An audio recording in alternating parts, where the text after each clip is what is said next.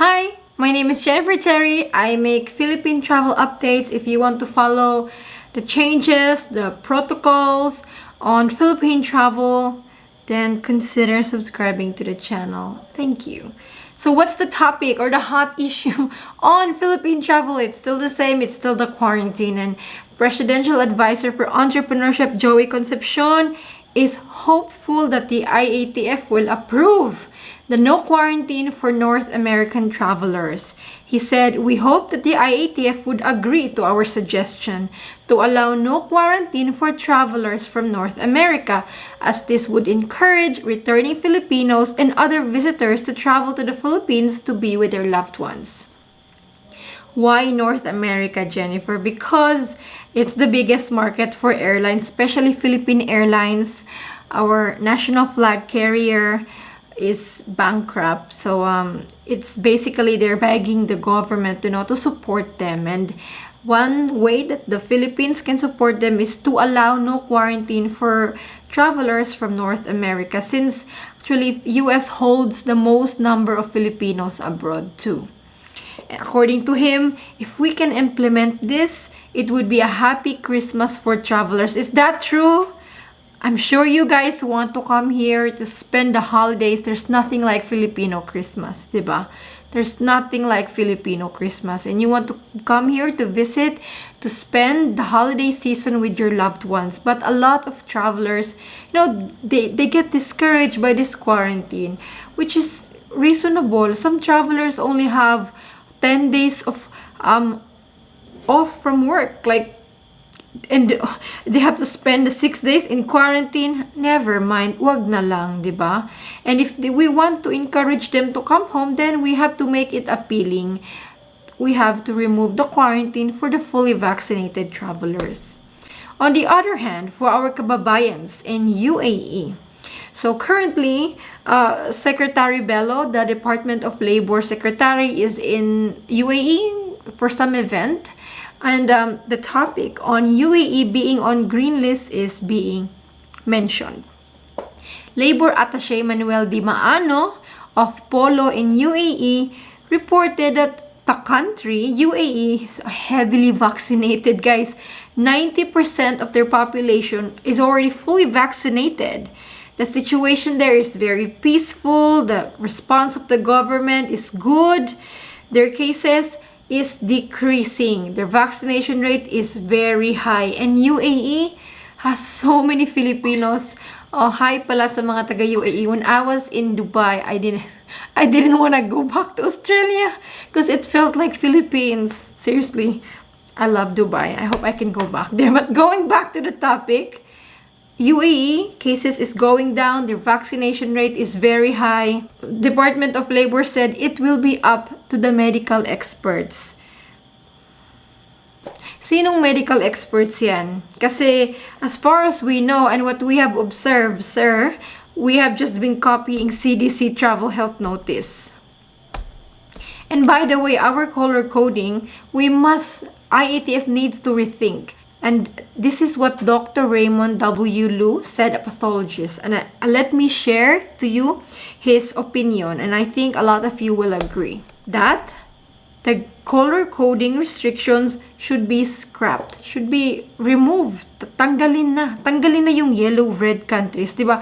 We know that for travelers from green countries, if you're fully vaccinated, you just need to show that you have a negative test result and boom, no hotel quarantine. Unfortunately, sadly, not many Filipinos or travelers are coming from those countries. You guys have seen the list, diba?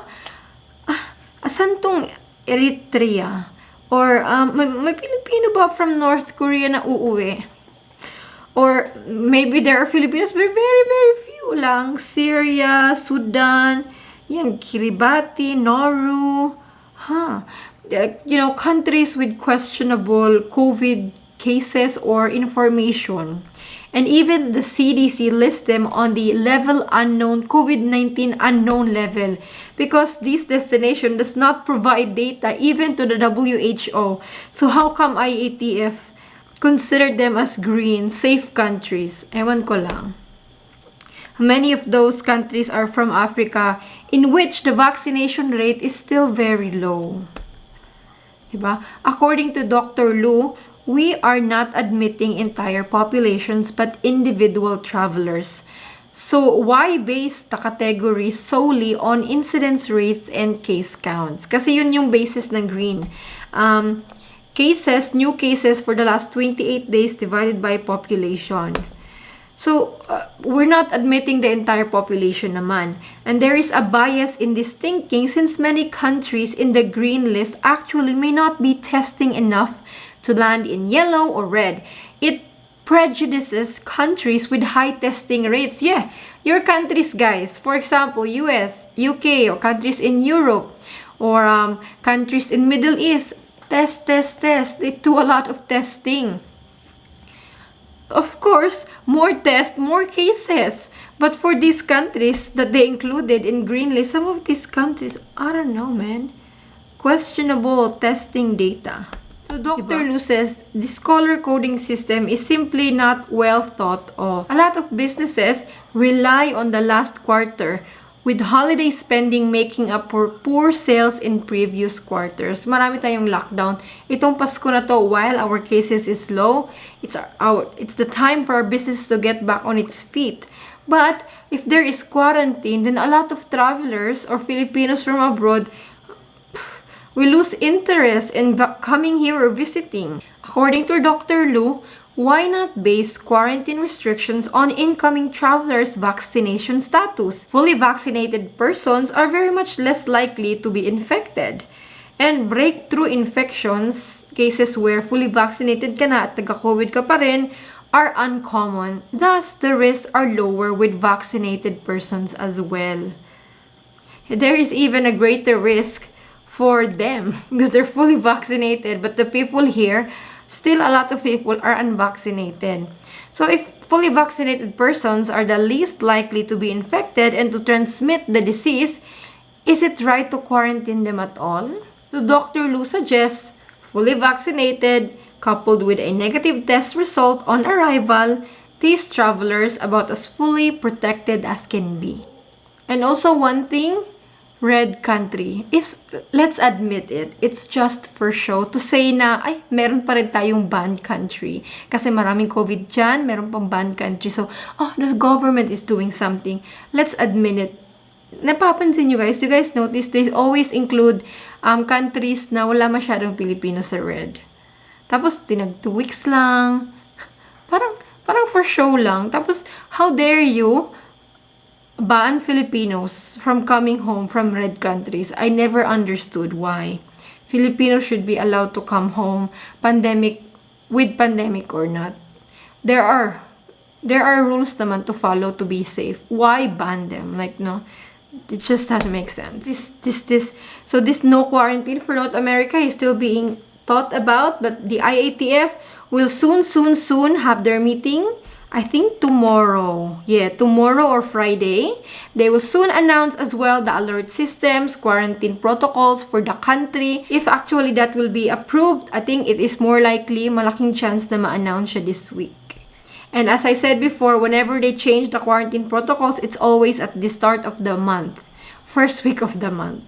So I'll let you know. I'm always keeping an eye, guys, on the IATF announcement. So you can trust me. The minute I know na ma-approve, I will immediately go on live here. So I'll see you guys with another travel update. Stay safe po and God bless.